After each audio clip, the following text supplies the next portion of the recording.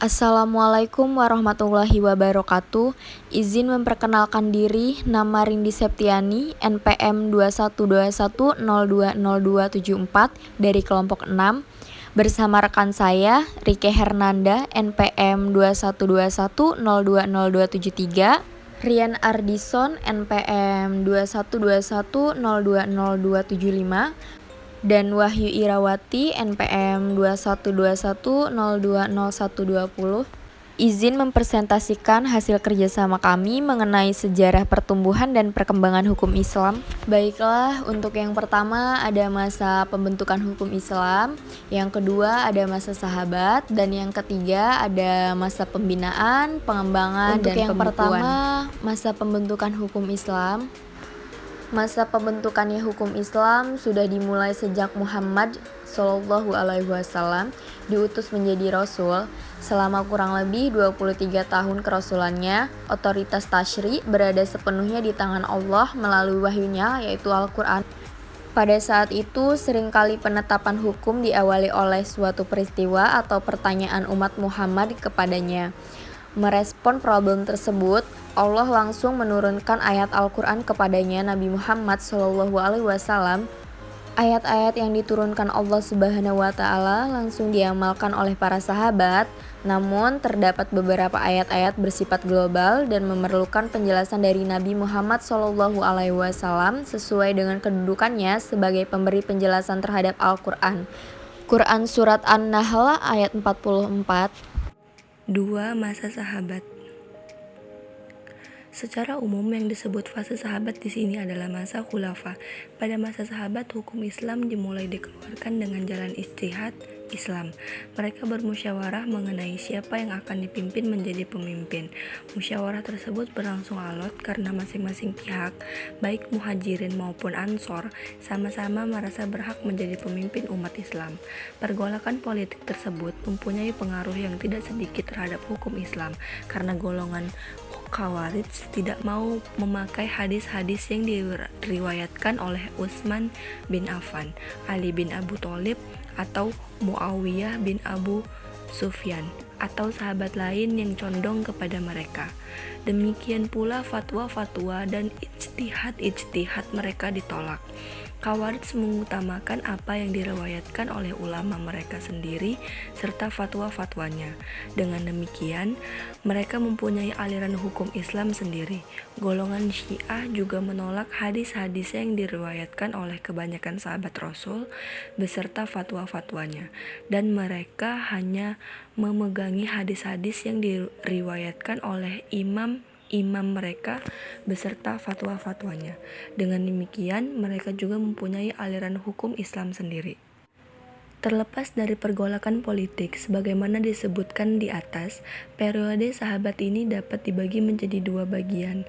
Pertama, masa sahabat besar, dari tahun 11 Hijriah, mulai dari masa Abu Bakar sampai Ali bin Abi Thalib, dinamakan periode Khalifah Rashidah. Pada khalifahnya disebut Khulafa ar-Rasyidun atau khalifah-khalifah yang mendapat petunjuk. Ciri masa ini adalah para khalifah betul-betul mengikuti teladan Nabi. Mereka dipilih melalui musyawarah secara demokratis. Kedua, masa sahabat kecil dan tabi'in besar, mulai pemerintahan Muawiyah hingga awal abad kedua Hijriah. Masa ini dimulai dari tahun Jamaah, yakni tahun 41 Hijriah, yang pada tahun ini umat Islam bersatu atau kecuali Khawarij dan Syiah untuk mengakui Khalifah Muawiyah setelah Hasan merelakan turun dari tahta kekhalifahannya, dan kemudian tegaklah Daulah Bani Umayyah. 1. Selanjutnya, para sahabat tersebar di beberapa daerah, di antaranya Madinah.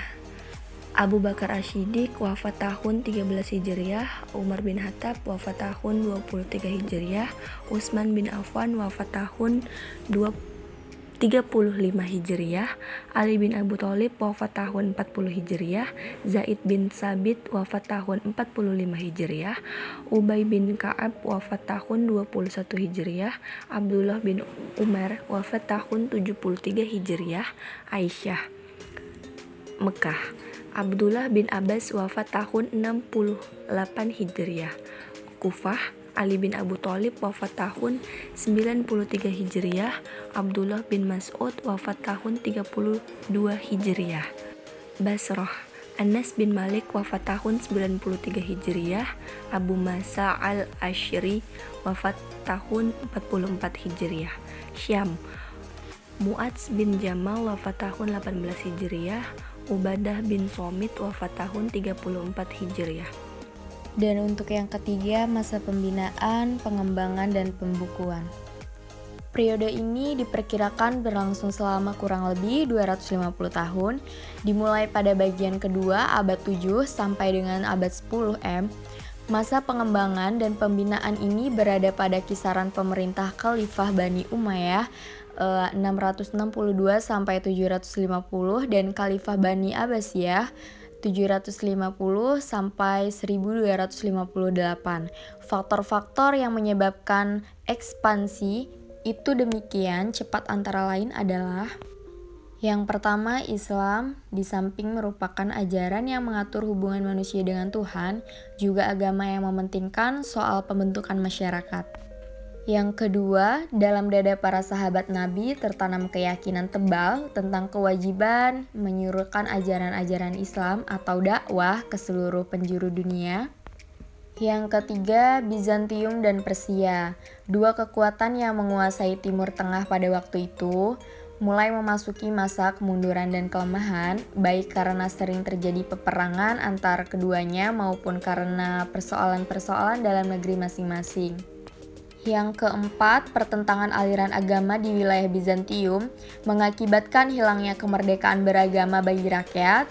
Rakyat tidak senang karena pihak kerajaan memaksakan aliran atau agama resmi kepada wilayah jajahan. Yang kelima, Islam datang ke daerah-daerah yang dimasukinya dengan simpatik dan toleran, tidak memaksa rakyat untuk mengonversi agamanya menjadi Islam. Yang keenam, bangsa Sami di Syria dan bangsa Hami di Mesir memandang bangsa Arab lebih dekat kepada mereka daripada bangsa Eropa, Bizantium yang memerintah mereka. Dan yang terakhir, Mesir, Syria, dan Irak adalah daerah kaya. Dinasti Abbasiyah sangat memperhatikan pendidikan dan pentingnya ilmu pengetahuan, sehingga pada masa pemerintahannya didirikan perpustakaan dan akademi. Perkembangan lembaga pendidikan mencerminkan terjadinya perkembangan dan kemajuan ilmu pengetahuan. Di samping itu, kemajuan tersebut paling tidak ditentukan oleh dua hal, yaitu: yang pertama, terjadinya asimilasi antara bangsa Arab dengan bangsa-bangsa lain yang lebih dulu mengalami perkembangan dalam bidang ilmu pengetahuan. Asimilasi berlangsung secara efektif dan bernilai guna. Dan yang kedua, gerakan keterjemahan yang berlangsung dalam 3 fase. Fase pertama pada fase Khalifah Al-Mansur hingga Harun ar-Rasyid.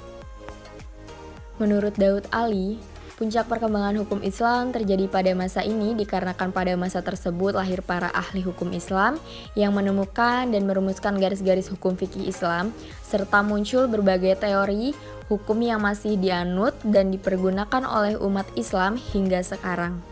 Menurutnya, banyak faktor yang memungkinkan pembinaan dan pengembangan hukum Islam pada periode ini.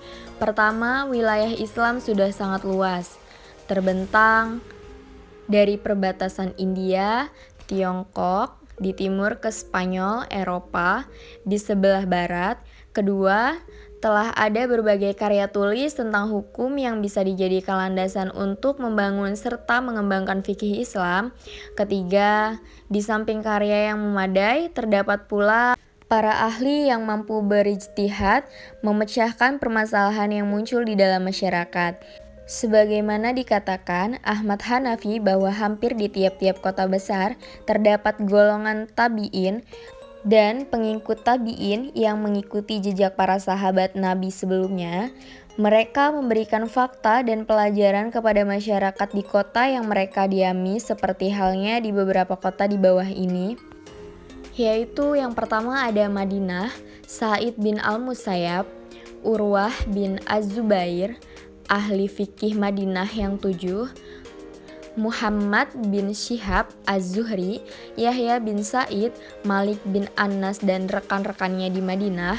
Dan yang kedua ada Mekah, Ikrimah, Mujahid, Atha, Sufyan bin Uyainah, Mufti Hijaz Muslim bin Khalid, Imam Syafi'i, kemudian hijrah ke Baghdad dengan kaul kadimnya, lalu ke Mesir dengan kaul jadidnya.